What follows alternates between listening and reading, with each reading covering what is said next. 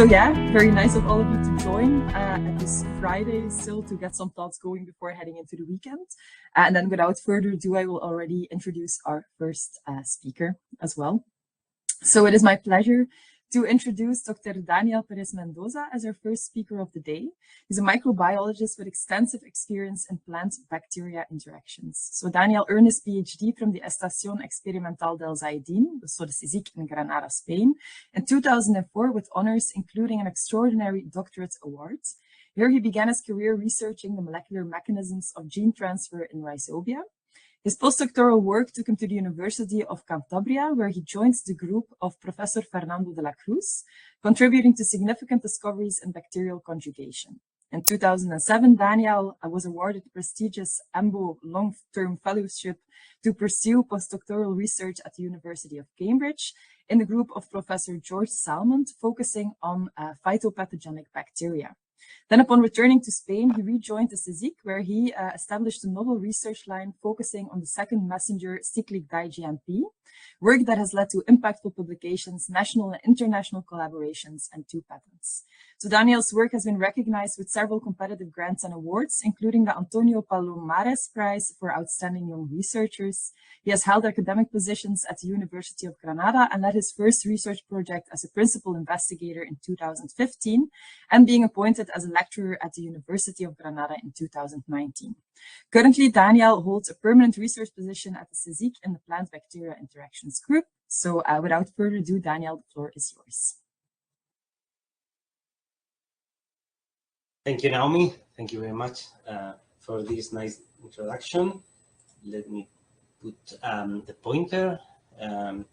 Hello, everyone. Yeah, my name is Daniel Pérez Mendoza, and first of all, of course, I would like to thank Road Benefit for giving us the opportunity to present our results. Today, I will try to give you a brief overview of our research lines that mainly are focused on the study of this guy on here, c-di-GMP, which is a bacterial second messenger. But please, before starting, let me introduce our research group. We are located in a lovely city in the south of Spain, in Granada, and we work in Estación Experimental del Zaidín, which is an agronomic research center that belongs to the Spanish Council for Scientific Research. There we work on the Department of Soil and Plant Microbiology in a research group that is called Plant-Bacteria Interaction.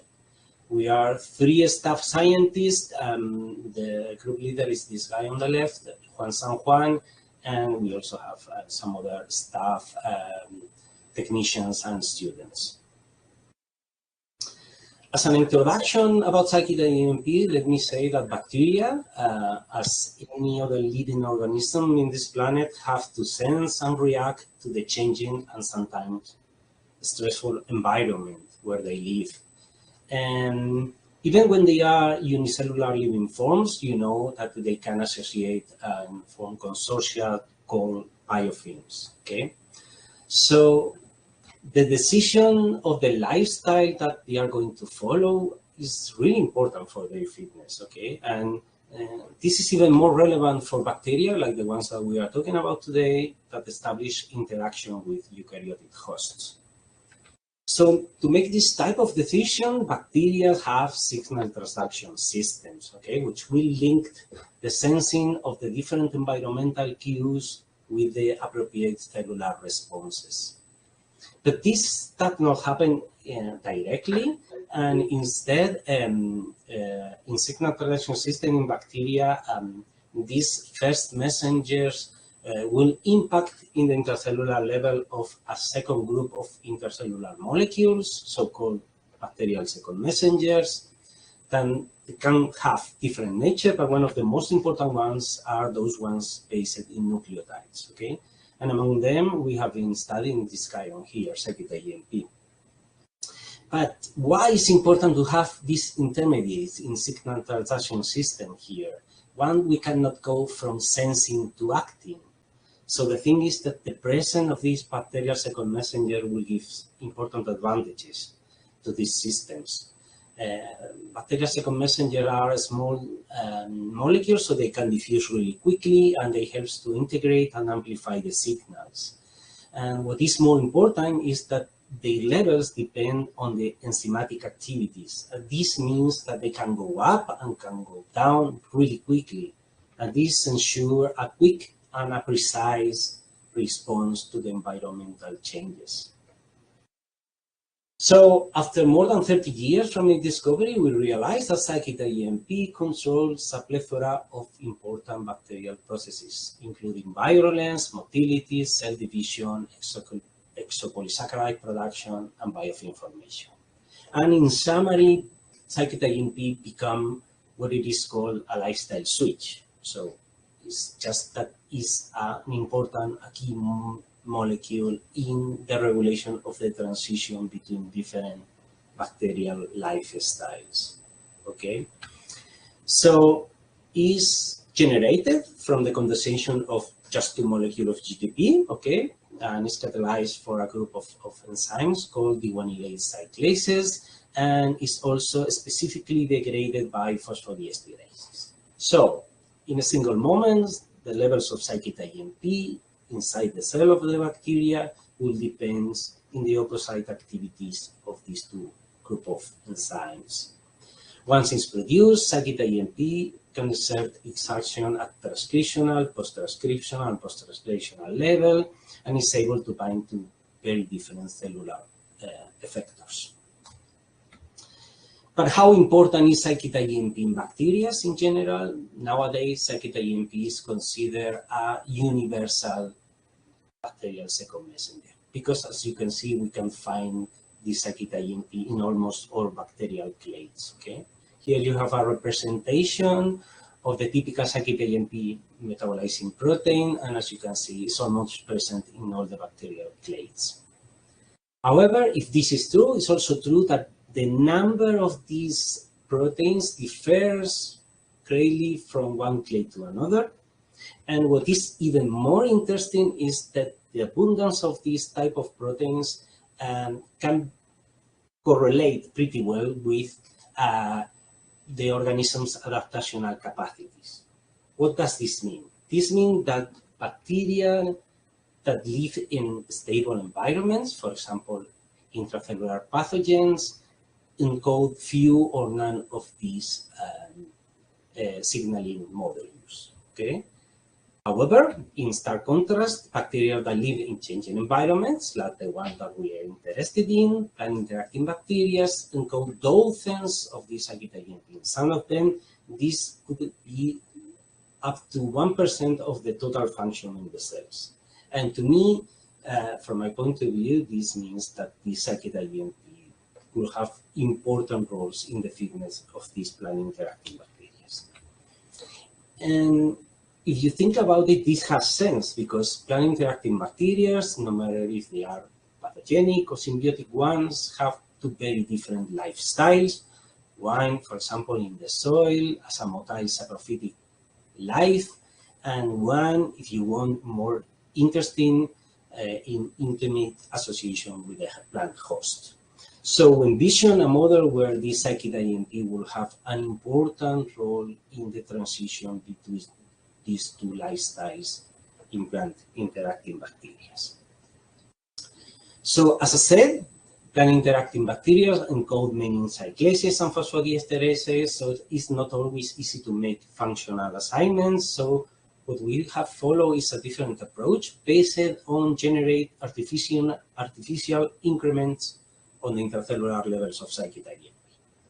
So we have developed a set of different plasmids and transposons to integrate one of these cyclases, in this case PED from Calypso stentos, virtually in any gram-negative bacterial genome, with the aim to increase the intracellular level of c-di-GMP on demand. Okay, and using this tool, these transposons that are already published and available for the scientific community, we managed to increase between 1 and 2 logs the intracellular level of this c-di-GMP in our working models.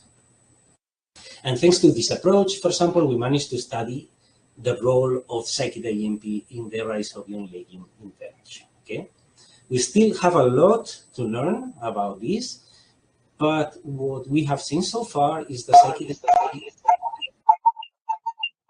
c-di-GMP seem to have a dual role on this rhizobium-legume interaction.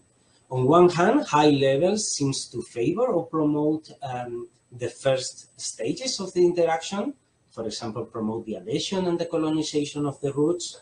But on the other hand, the same high levels of c-di-GMP seem to be harmful for the efficiency of the symbiosis process. At least this is what we have seen with the rhizobium netley in the interaction with beans, with Phaseolus vulgaris. And here, as you can see, if we infect the plant, the legume plant, with a rhizobium netley overexpressing PD, so with high c-di-GMP levels, we have a deep negative impact on the symbiosis. So regarding the first steps of the interaction, we said that c-di-GMP promotes this adhesion and colonization of the roots, and we know that in rhizobium netley, high c-di-GMP levels promote the secretion of two different exopolysaccharides, cellulose and MLG. They are both beta-glucan, so they are unbranched change, long change of the glucose. Cellulose is quite known, and it has been reported in other plant-interacting bacteria that are really important for the attachment and the colonization of the roots. And we have discovered this one, MLG, it's also involved in the attachment to the roots in other rhizobia, okay? So what we have done with these two EPS is to study and test the different phenotypes in single and double mutants, and in vitro assays, as you can see here, under high c-di-GMP condition, a cellulose mutant but not an MLG mutant are not able to form biofilm. So on that sense, MLG don't seem to have seems to have a more residual role, and is the cellulose the one that is working in this attachment to in vitro assays. What is going on in vivo? In vivo, we see more or less the same effect, and in competitive adhesion experiments with root pins, we have seen that wild-type outcompete cellulose mutants, but not MLG mutants. So again, it seems that in rhizobium netley, which is able to produce these two beta-glucan, is the cellulose the one that is more important for the attachment and the colonization of the plant roots. So, but what about the later stages in the infection? What about the symbiotic efficiency? As we said, c-di-GMP has a negative effect on this, okay? And here you have the symbiotic efficiency represented as the number of nodules per plant versus the nitrogen, the total nitrogen of the plant, okay? And as you can see, the presence of PD indeed has a negative impact on both parameters of the symbiotic efficiency. So the first conclusion is that, of course, the hyperproduction of this exopolysaccharide, the cellulose, the MLG, will help for the first stage to bind the bacteria to the roots, but then will be harmful or detrimental for the symbiosis.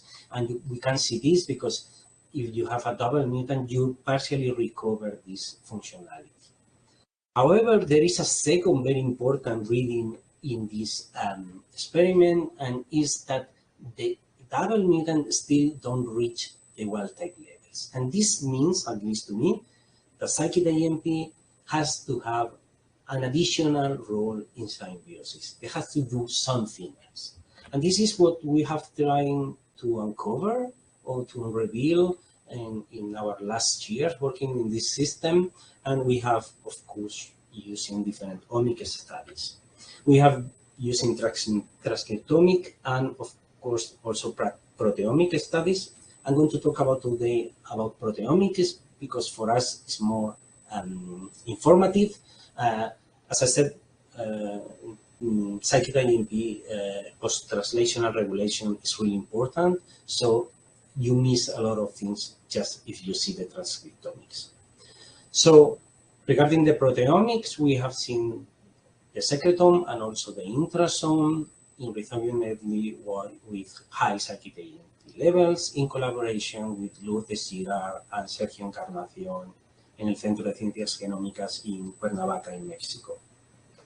And I will present you today the impact of the second one. Here you have the volcano plot where you can see that c-di-GMP levels increase the abundance of around 200 proteins and at the same time reduce the abundance of 120. Okay, among the ones that are promoted, we have found some expected ones like, for example, flagellins or some adhesin proteins, such some of them they have been already described, like RAP proteins, rhizobium adhesion proteins. But if you have a look to the pie chart, the most surprising result on this study is that c-di-GMP seems to promote the exportation of many cytoplasmic proteins, what we call ECPs. Okay, and what is even more interesting is that more than half of these ECPs has been reported as moonlighting or multitask protein in other organisms. What are moonlighting proteins? Moonlighting proteins are proteins that have an additional function in addition to the canonical function that were described by, and this function usually involves the change of the cellular location. Okay, so we are talking, for example, about enzymatic enzymes like glycolytic enzymes, chaperones, elongation factors, ribosomal proteins that have a really specific role inside the cell, but then they can have an additional role when they are exported, for example, out of the cell. And this is really important because moonlighting proteins have been described as adhesin, virulence factor, or MAMs in plant-interacting bacteria. And this is just an example. For example, the elongation factor 2 in Xanthomonas campestris works as an elicitor of the immune response in Arabidopsis thaliana when it is exported through vesicles. So, in summary, and this is my take-home message of this part of the talk, is that c-di-GMP will promote the exportation of different macromolecules, exopolysaccharides, and proteins. We prefer to talk about exportation, at least with the proteins, because we don't really know how this is working. But regardless the pathway, for me, the most important thing is that c-di-GMP now cannot be seen anymore only just a lifestyle switch molecule acting inside the cell, but also as an important modulator of the extracellular milieu to adapt this environment to the needs that the bacteria is going to face when they're forming a new biofilm or when they have to colonize a plant host. And so up to here is what I wanted to show you regarding the interaction with the plant. And the last part of my talk, let me just show you a more applied part of this research line, which is based in bacterial polymers that are activated by these bacterial second messenger. So as I said, bacteria in general and particularly plant-interacting bacteria produce economically relevant exopolysaccharides, like for example, bacterial cellulose, hyaluronic acid, alginate, xanthan gum, and many of them have more and more applications in different fields as a biotechnology tool, so they can be used as thickening agents for food industry. They are biocompatible polymers, so they can have different uses in medical and cosmetic fields. Many of them are hygroscopic, so they work pretty well as drug delivery materials in agriculture, in pharmaceutics, and they also have interesting electronic properties. Furthermore, immersed in this cyclic economy, these bio-based polymers present some advantages from polymers coming to other sources, like the petroleum-based synthetic polymers. So, from a biotechnological point of view, we can consider these plant-interacting bacteria as factories for producing these exopolysaccharides. Okay. However, this is not as simple as taking these bacteria, putting in a lab, grow them, and collecting what it produces. And this is in part because the carbon and the energy source that they have to use to produce all these exopolysaccharides are really valuable for them. So they are processes that are in lab condition block or repress. Okay, so what normally happens is that they need a signal from the environment, maybe from the plant, to de-repress this system and produce these polymers. And this is a problem from a biotechnological point of view. And we think that we can use c-di-GMP to solve this problem. Because c-di-GMP it can activate the secretion of different of these polymers acting from inside at two different levels in the cell. They can bind to different transcriptional factors, activating the exopolysaccharide biosynthetic genes, and they can also work as positive regulators, binding directly as allosteric regulators of the glycosyl transferases involved in the synthesis and secretion of these polymers. So we believe that this is a powerful tool with two aims. One is the hyperproduction of non-bacterial polymers that have proven their interest for the industry. We are talking about, again, bacterial cellulose or alginate. But for us, it's also really interesting to discover new bacterial exopolysaccharides, because we think that all non and very useful biotech exopolysaccharides that we know is just the tip of the iceberg, and there are many more exopolysaccharides with interesting biotech properties awaiting to be discovered. Okay, so we think that the bacterial polymer diversity is somehow underestimated, and with this idea in mind, we went to a research stay in Germany to establish a collaboration with the German engineers from the Technical University of Munich to search these new exopolysaccharides in one high-throughput screening strategy, combining our genetic modification with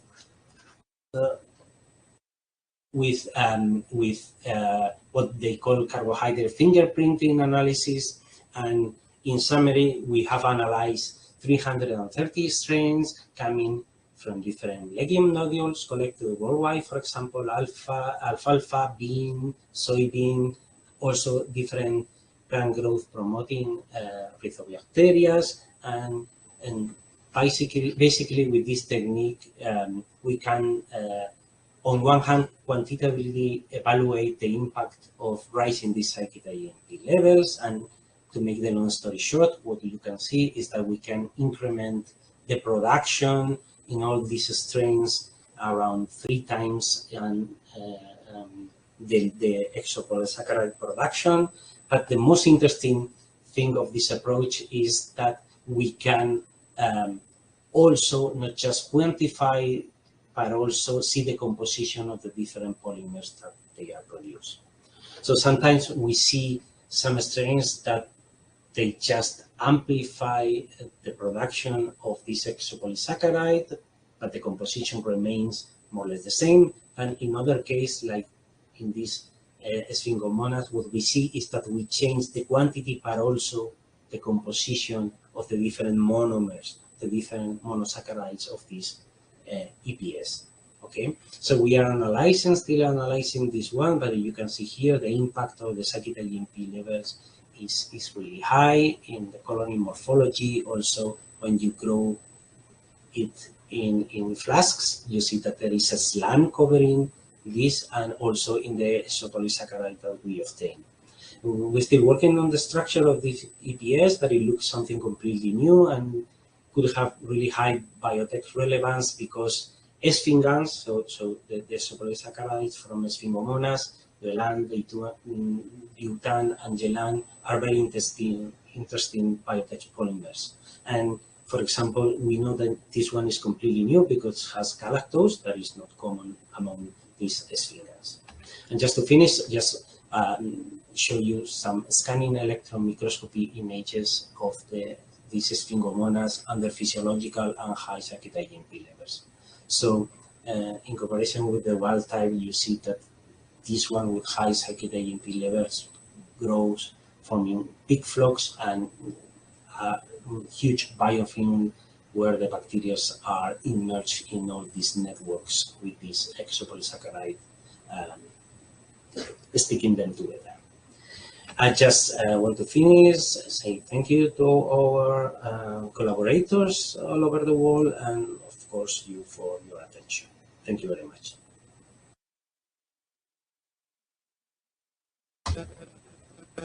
Yeah, thank you, Daniel, very much for a very interesting and insightful presentation. If there are any questions, again, please feel free to ask them in the chat or to turn your microphone on and ask them to Daniel directly. I see that there's already a question from Zygmunt in the chat, who is wondering what secreted plant factors are inducing the cyclic DGMP production. It's a really nice question, but difficult to answer. We are, for example, in another different ones working now in the signal that comes from the plant. What we can see so far is that we have been trying to do extracts of different parts of the plants with no good response. So, but now we are testing different chemical in a high throughput screen, different chemicals, and we have seen that some of them are promising to produce some of these exopolysaccharides. So through the rising the levels of c-di-GMP.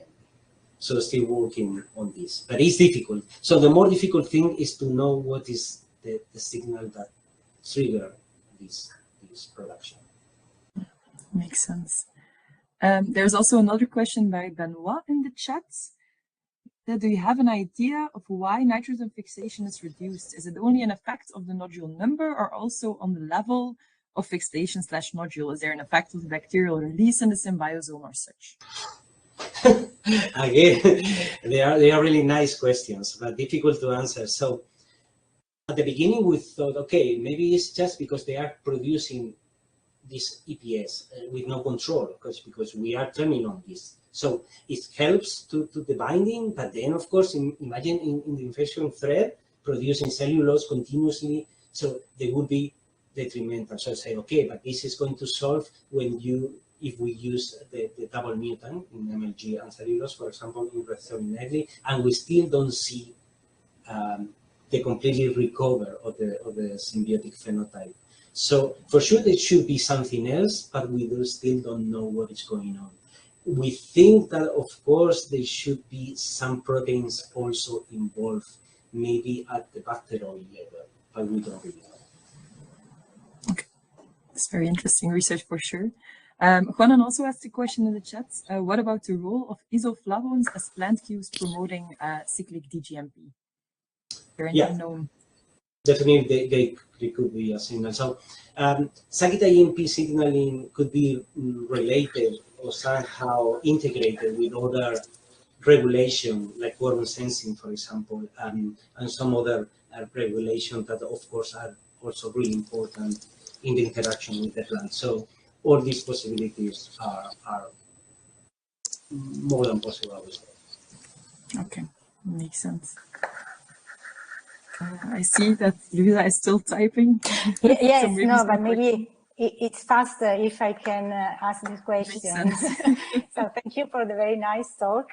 So I was wondering whether if there is any negative effect on the bacterial growth when you increase their ability to form EPS. So I think that I imagine that there is an energetic cost to support all these, the construction of all these polymers outside the cell. So could you see any impact, negative impact, which is important also for the biotechnological point of view? Yeah, definitely. So the thing is, of course, we have a problem when we are studying this because, as you said, when you get high levels of cyclic GMP, you get flocculation, for example, in rethromycin, it's really deep. So it's not possible to see, to put this in a spectrophotometer and measure the OD, for example, because it's going down. Mm-hmm. But what we realize with the mutants in this EPS is that the impact of the cyclic GMP in the growth curve is not affecting, at least not deeply affecting the growth itself. But on the other hand, it has been demonstrated that in alpha proteobacteria, c-di-GMP has also an impact in cell division.